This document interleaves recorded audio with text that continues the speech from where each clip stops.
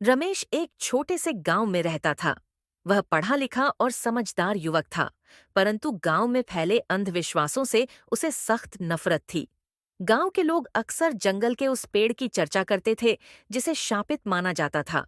कहते थे कि रात में उस पेड़ के पास जो भी गया वो वापस नहीं लौटा। लोग मानते थे कि उस पेड़ पर एक रहस्यमयी आत्मा का साया है।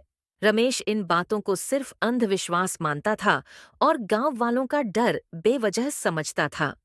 एक दिन उसने गांव के लोगों को यह साबित करने का निश्चय किया कि वहां कुछ भी नहीं है। उसने घोषणा की कि वह रात में उस शापित पेड़ के पास जाएगा और देखेगा कि आखिर वहां ऐसा क्या है।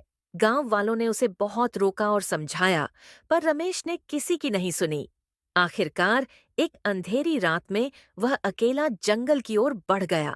रास्ते में उसे अजीब अजीब आवाजें सुनाई देने लगीं, जैसे कोई उसका पीछा कर रहा हो।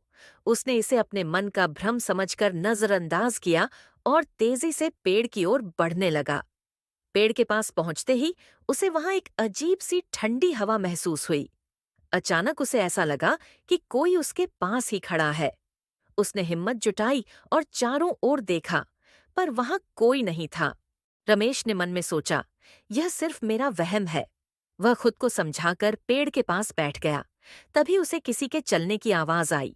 उसके दिल की धड़कनें तेज हो गईं। उसने आवाज की दिशा में देखा और उसकी आंखों के सामने एक सफेद परछाई दिखी। वह डर से कांपने लगा, पर खुद को संभाला और कहा, यह सब मेरी कल्पना है, भूत जैसी कोई चीज नहीं होती। तभी वह परछाई धीरे धीरे रमेश के करीब आने लगी। अब रमेश के चेहरे पर पसीना आ गया था और उसने पीछे हटना चाहा। जैसे ही वह पीछे मुड़ा, किसी ने उसके कंधे पर हाथ रखा। वह जोर से चिल्लाया, लेकिन उसकी आवाज वहीं दब कर रह गई। उसने हिम्मत करके पीछे देखा तो पाया कि एक बूढ़ा आदमी वहां खड़ा था। बूढ़े ने उसे शांत किया और कहा, डरो मत। मैं इस जंगल का रक्षक हूँ। सालों पहले गांव के लोग मुझे इस पेड़ के पास छोड़ गए थे। तब से मैं यहीं रहकर लोगों को दूर रखता हूँ, ताकि कोई इस जंगल को नुकसान न पहुंचा सके। रमेश ने राहत की सांस ली और समझ गया कि शापित पेड़ की कहानी गांव वालों के डर और अंधविश्वास का परिणाम थी।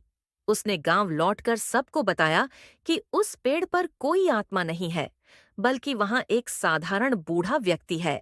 गांव वाले रमेश की बात सुनकर हैरान रह गए और उन्होंने अपनी भूल को समझा।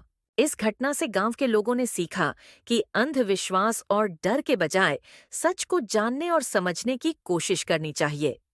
रमेश ने साबित कर दिया कि सत्य को जानने की हिम्मत रखकर ही हम अपने डर को मात दे सकते हैं। ऐसी ही प्रेरणादायक कहानियों के लिए चैनल को लाइक, शेयर और सब्सक्राइब करें। धन्यवाद।